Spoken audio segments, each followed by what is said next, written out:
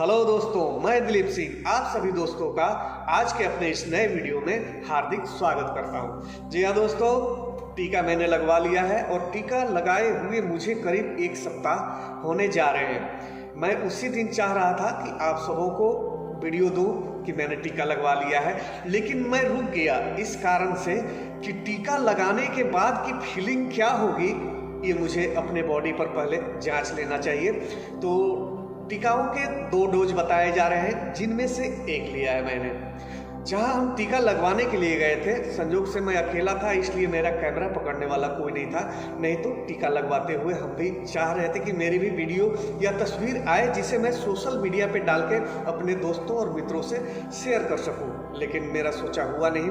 तो चलिए, अच्छा ही हुआ कि सप्ताह भर बाद मैं आप सबों को अपना अनुभव बताने जा रहा हूँ। तो जहाँ हम टीका लेने के लिए पहुँचे थे, वहाँ 2 तरह की टीका कंपनियाँ टीका लगा रही थी। एक थी कोवैक्सीन की और एक थी कोविशील्ड की। तो हम लोगों ने कोविशील्ड का पहला डोज लगवा लिया। नेक्स्ट कॉलिंग, अगला जो बुलावा है वो 84 दिनों के बाद है। शायद हमारे एक साले साहब हैं, वो बता रहे थे कि वो आपके मोबाइल पे ही मैसेज आएगा और उस हिसाब से जाके हम टीके लगवाने हैं, यानी लगभग 3 महीने के बाद दूसरे डोज के लिए बुलाया गया हो। अब मुझे ये पता नहीं कि ये 84 दिन के बाद टीका न होने के कारण बुलाया गया है या ये सिस्टम है कि एक टीका लगे उसके 3 महीने के, कम से कम 3 महीने के बाद ही लगना चाहिए। ये मुझे पक्का मालूम नहीं है कि ये क्यों हुआ, टीके की कमी से हुआ या ये सिस्टम है कि नहीं इतने दिन बाद नेक्स्ट दूसरा टीका लगेगा। तो हमने लगवा ली। लगवाने के प्रथम और द्वितीय दिन मुझे वैसा कुछ फील और एहसास नहीं हुआ, परंतु उसके बाद के दिन में मुझे लगा कि हल्का फीवर है। तो ये फीवर मेरे साथ लगभग 2 दिनों तक चला और कुछ कमजोरी भी फील हो रही थी। बाद में मैंने उन कारणों को जानना चाहा कि ये कमजोरी क्यों फील होने लगी, जबकि मुझे मजबूती मिलनी चाहिए थी।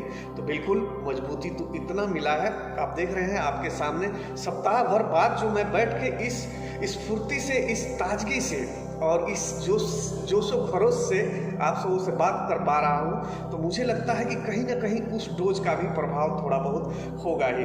नुकसान ये कब करता है दोस्तों, मुझे जो लगा कि आप इस टीके को लगाने के बाद अगर टाइमली भोजन पानी नहीं लेते, दिनचर्या अपना नॉर्मल नहीं रखते, तो शायद आपको प्रॉब्लम हो। और मन में एक भय जो बैठा हुआ है, वो मतलब क्या कहेंगे, नाहक है, बेकार है। वो टीका दवा नहीं है इस वायरस की। ये टीका शरीर को एक्स्ट्रा पावर देती है उस वायरस से लड़ने की। तो इस बात को भी मैं अपने शरीर पे फील कर रहा हूँ। तो वाकई काफ़ी शक्ति और बल मिलेगा आपको इस वायरस से लड़ने के लिए। तो अभी तो मेरे सिर्फ एक ही डोज लगे हैं। नेक्स्ट डोज जब मुझे पड़ जाएगा दूसरा डोज, तो शायद मामला कुछ और ही हो। तो चलिए दोस्तों, जिस स्तर पर हो, जरूरी नहीं कि आप सोने की रोटी और चांदी का चम्मच और हीरे की सब्जी खाएं। जो ही हो आपके स्तर का, माड़ भात हो, साग सातू हो या 5 तरह की सब्जियां, 2 तरह की सब्जियां, जो ही उपलब्ध हो आपके जनजीवन में, उसे ही आप खाएं, परंतु टाइमली खाएं, जब तक इस दवा का डोज आपके शरीर पर है। क्योंकि वो आपको ताकत देने के लिए डाली गई है, और ताकत आपको वो तभी देगा जब आप ताकतवर हो। तो ताकतवर होने का बस वो तरीका जो व्यायाम और हाँ वही योगा, जॉगिंग या योग, आजकल सबसे सुंदर वाला ये, और खान पान और अपनी दिनचर्या ये ठीक ठाक रखें। और बाकी मुझे ऐसा नहीं लगा कि रेस्ट करना चाहिए। हालांकि अगर आपके पास वक्त है तो मैं तो कहूँगा टीका लेने के बाद 1 या 2 दिन का रेस्ट आप लें। रेस्ट भी ऐसा नहीं कि आप मरीज हुए और बेड पर पड़ गए हैं, ऐसा नहीं, आराम फरमाते हुए, और उसके बाद अपनी दिनचर्या जो है आपकी रोज वाली उसमें लग जाए। डरने की कोई आवश्यकता नहीं है। लेकिन एक बात और भी आप सबों के सामने रखना चाहूँगा मैं, प्लीज़ ध्यान दीजिएगा। ये टीके लगवाने से ये नहीं है कि आपको मास्क नहीं लगाना है, क्योंकि इस वायरस का जो असली स्वरूप है अभी भी क्लियर नहीं हो पाया है पूरी दुनिया के डॉक्टरों, वैज्ञानिकों के सामने।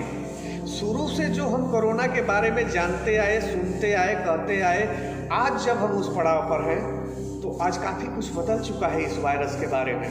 जी हाँ, तो बस ये मास्क साफ सफाई, जी हाँ वही जो हैंड वॉश और सैनिटाइज़र का प्रयोग करना, सोशल डिस्टेंसिंग, ये अब हमें आने वाले कई सालों तक ये जारी रखने होंगे।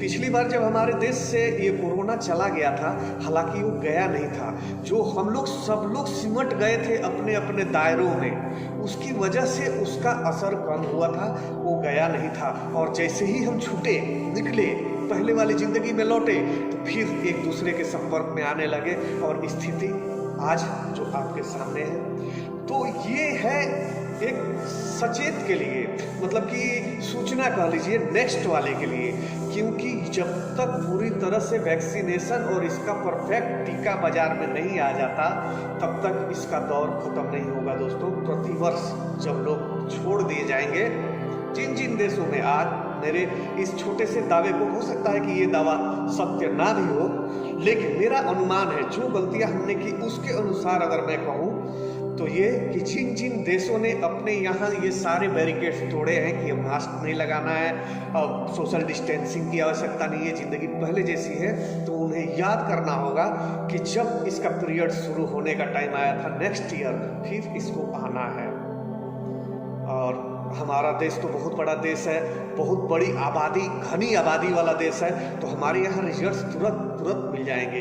एक ऑटो रिक्शा में 10 लोग बैठने वाला हमारा देश बहुत कम समय में रिजल्ट देता है किसी भी चीज़ों का, चाहे वो तेल के दाम बढ़ जाए, प्याज के दाम बढ़ जाए, कहीं की सरकार उठ जाए या गिर जाए, हर चीज़ों का रिजल्ट हमारा देश बहुत कम समय लेकर देता है। तो चलिए दोस्तों, वैक्सीन बहुत ज़रूरी है, इससे न घबराएं और न कतराएं। घबराने की आवश्यकता नहीं है, ये आपको एक्स्ट्रा भय आप जो अपने दिमाग में रखें, ये नॉर्मल सुई की तरह, नॉर्मल इंजेक्शन की तरह ही है, कोई बड़ी चीज़ नहीं है। हाँ, नॉर्मल इंजेक्शन और इस इंजेक्शन में जो मैंने एक असमानता पाई, जो कि सेम नहीं था, वो ये था कि टीका लगने के बाद जैसे हम लोग रुई यहाँ पकड़ के और यूं यूं यूं यूं हिलाते थे, वो मना किया गया है, केवल रुई को दबा के रखने के लिए बोला गया है।